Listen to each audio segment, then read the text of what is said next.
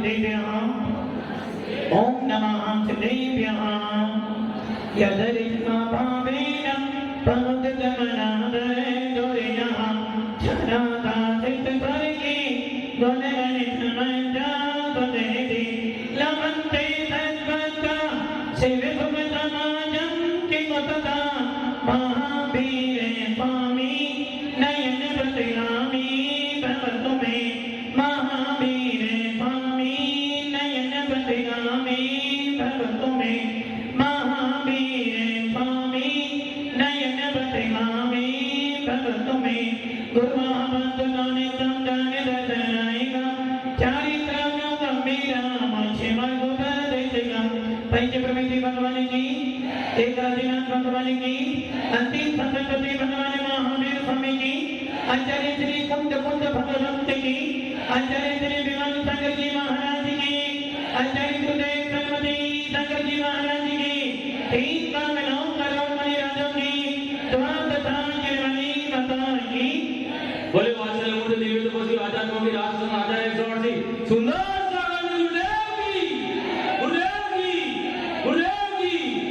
भव्य आत्मा भगवान महावीर हमारे अंतिम तीर्थंकर जिनसे विशाल समोसरण के अंदर चारों गति के जीव जाते थे और उनकी दिव्य देशना सुनकर अपनी आत्मा का कल्याण करते थे।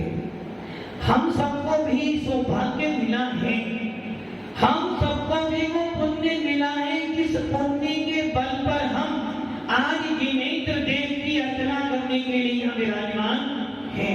यदि नारकी होते तो शायद आप अर्चना नहीं कर पाते, तिर्यंक होते तो अर्चना नहीं कर पाते, और यदि देव होते और मिथ्यात्व कर्म का उदय होता तो आपको भोगों से फुर्सत नहीं मिलती। सौभाग्यशाली हो कि जो तुमको जिनको मिला मनुष्य पर मिला और आपको सच्चा वीतरागी भगवान मिल गया है। जिस भगवान के सामने बैठकर जिस भगवान की वीतरा छवि को निहारने से अनादि काल का मिथ्या हट जाता है, ऐसे वीतरागी भगवान की पूजा करने का सौभाग्य मिला है। इससे बड़ा पुण्य आपके लिए और कोई नहीं हो सकता है।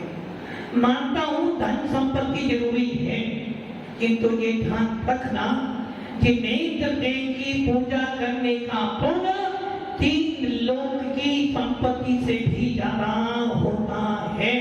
रावण का नाम सबने सुना है, और जिस समय रावण कैलाश पर्वत पर पूजा करने गया था, पूजा करते करते करते करते इतना लीन हो गया, इतना लीन हो गया, इतना लीन हो गया कि उसको अपने शरीर की भी शुद्ध बुद्ध नहीं थी।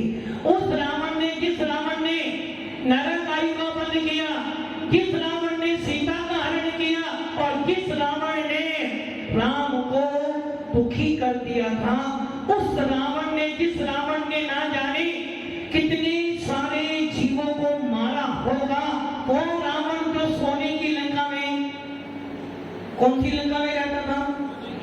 धन्यवाद जी, कौन सी लंका में? सोना की लंका में। और आपकी लंका, आपकी लंका कौन सी है? आपका घर ईंट पत्थरों से बना, गोदी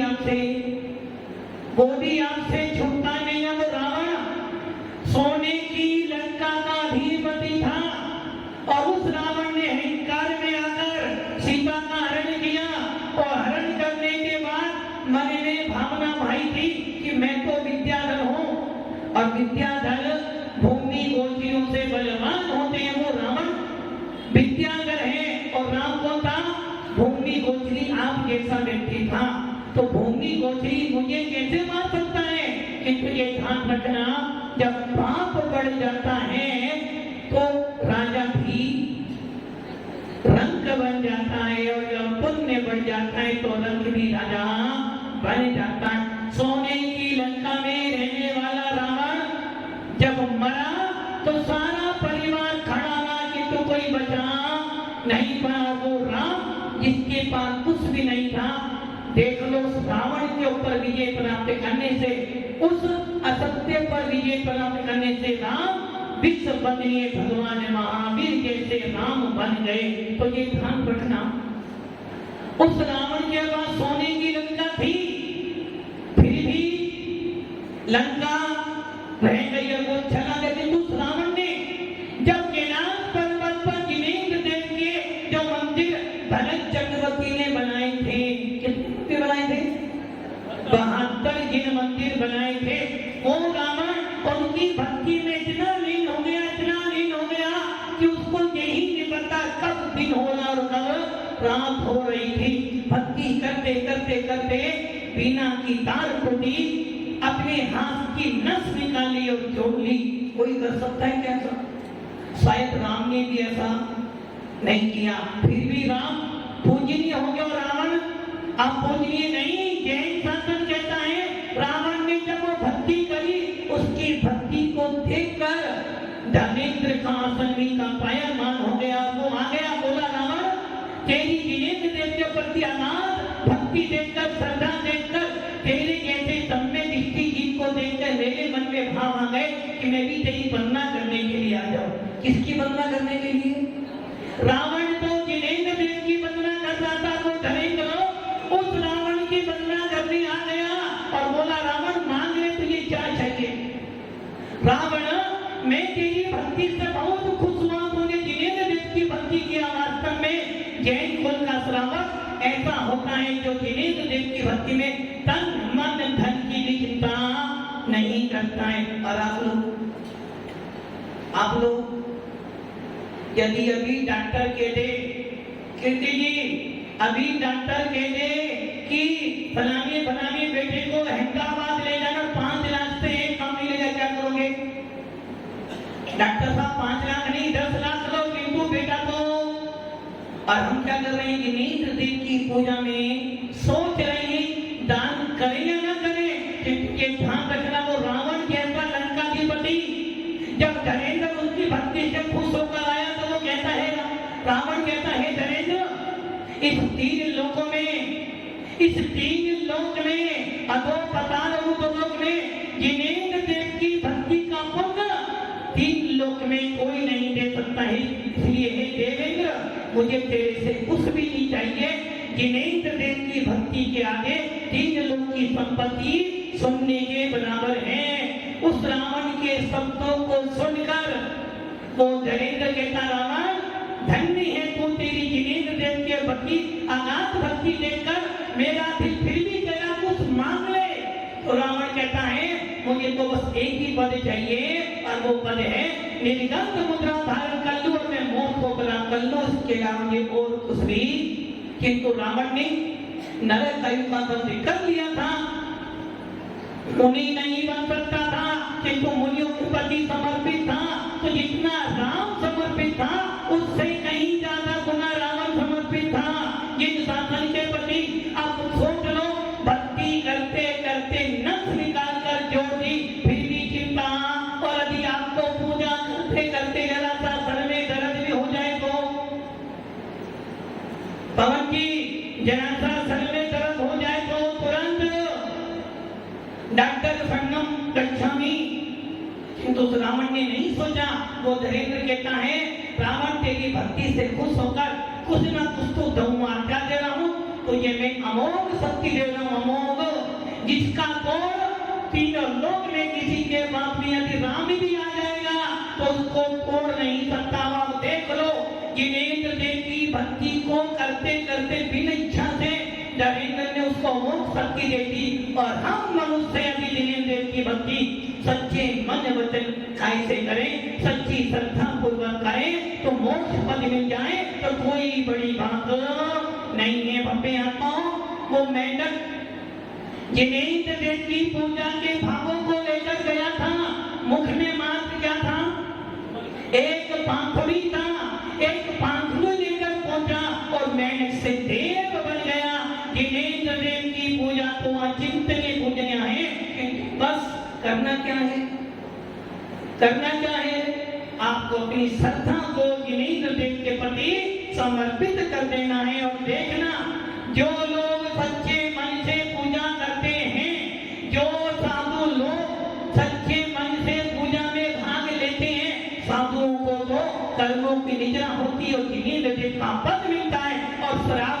सच्चे मन से भक्ति करे, जिनेंद्र देव की पूजा करे, तो ऐसा कौन सा काम है जो उसका नहीं हो जाता है।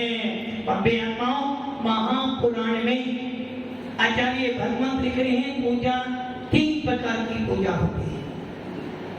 पहली पूजा होती है सदार्चन, नित्य पूजा जो डेली पूजा की जाती है। दूसरी पूजा होती है चतुर्मुख पूजा, जिसे सर्वतोभद्र पूजा कहते हैं, जिसमें चारों तरफ भगवान को विराजमान कर चारों तरफ सोधर निशान आदि पूजा करते हैं। अब तीसरी पूजा, सबसे बड़ी पूजा, कल्पतरु विधान की पूजा। और इस पूजा को करने वाला होता है चक्रवर्ती। कौन होता है? चक्रवर्ती। और वो चक्रवर्ती क्या करता है? वो चक्रवर्ती जब ये पूजा करता है, इंद्र कल्पतरु विधान जब करता है, तो वो चक्रवर्ती राज्य में घोषणा कर देता है कि पूजा करने के बाद मैं किमिच्छित दूंगा, अर्थात पूजा करने के बाद जिसको जो चाहिए मैं दूंगा, पहले मैं पूजा कर आ जाओ। मान लो पवन जी ने ये पूजा करी, कौन सी पूजा? कल्पतरु विधान गया जी। यदि आपने ये पूजा करी, इस पूजा को करने का अधिकारी कौन होता है? चक्रवर्ती। अब वो चक्रवर्ती की कहता है डेली पूजा करूंगा, और पूजा करने के बाद मेरे घर पे जो आएगा वो जो मांगेगा वो मैं दूंगा। कि वो तुम्हारे से तुम्हारी दुकान भी मांग ले तो पवन जी दोगे? अभी मांगेगा तो दूंगा, नहीं मांगे तो नहीं दूंगा। भव्य आत्माओं, कल्पतरु विधान की पूजा वो चक्रवर्ती करता है, जो चक्रवर्ती 32,000 मुकुटबद्ध राजाओं से सेवित होता है, जिस चक्रवर्ती की 1,000 देव रक्षा करते हैं, 96,000 रानी, 14 रतन, 9 निधि का अधिपति। और वो कहता जिसको जो चाहिए ले जाओ, किंतु जिनेंद्र देव की पूजा का पुण्य में तुम्हें देने वाला नहीं। उसे कहते हैं कल्पतरु विधान पूजा। और चौथी पूजा है अष्टांगिका पूजा, जिसमें सिद्धों की आराधना की जाती है, सिद्ध चक्र विधान किया जाता है। और इसके बाद आती है इंद्र ध्वज पूजा। इंद्र ध्वज पूजा, इसका अर्थ क्या हो गया? इंद्र मतलब स्वर्गों के जो देव होते हैं उनमें इंद्र होते हैं, और जो इंद्र होते हैं वो क्या करते हैं? जहां जहां इंद्र ने जिनालों की पूजा की, कौन से जिनालों की? आकृत्य जिनालों की, जिनको आप नहीं बना सकते, जो अपने आप बने हैं, ऐसे जिनालों में जहां जहां इंद्र ने पूजा कर ध्वजा चढ़ाई, उसे कहते हैं इंद्र ध्वज विधान पूजा। अर्थात मनुष्यों की सामर्थ नहीं जो ये इंद्र ध्वज विधान पूरा करें, क्योंकि ये पूजा तो देव लोग कर सकते हैं, वो भी इंद्र। 100 इंद्रों से बदलिए होते हैं जिनेंद्र देव, और इंद्र ध्वज विधान की पूजा में वो इंद्र जिन जिन आकृति चैतालों की पूजा करता है, किनसे? चावलों से नहीं करता। आप लोग क्या करते हो? खाने वाला चावल कौन सा? धनपाल जी, बेटी की शादी में ढोल बजाना है तो 3 लाख रुपए दे दोगे, किंतु अभी इंद्र बनकर पूजा करनी है तो 10 बार सोचते हो। बेटे की शादी में बैंड वालों को फ्री में पैसे देते हो, और जिनेंद्र देव की पूजा करनी है तो 10 बार सोचना पड़ता है। एक वकील आ जाए, लाखों रुपए ले जाओ तो नहीं सोचते हो। और अभी महाराज कह देते हो, महाराज कह देते हो कीर्ति जी 10 बार नाम बड़ाई के लिए दान देते हो, किंतु स्वेच्छा पूर्वक जिनेंद्र देव की पूजा में दान देने में डरते हो। इंद्र ध्वज विधान पूजा, जो इंद्र जो होता है वो क्या करता है? आकृति जिन चैतालों की पूजा करता है, और फिर आकाश में उड़कर वो जिनाले कितने ऊंचे ऊंचे हैं, उन जिनालों के शिखर पर जाता है और स्वर्ण की पताका लगाता है, उसे कहते हैं इंद्र ध्वज।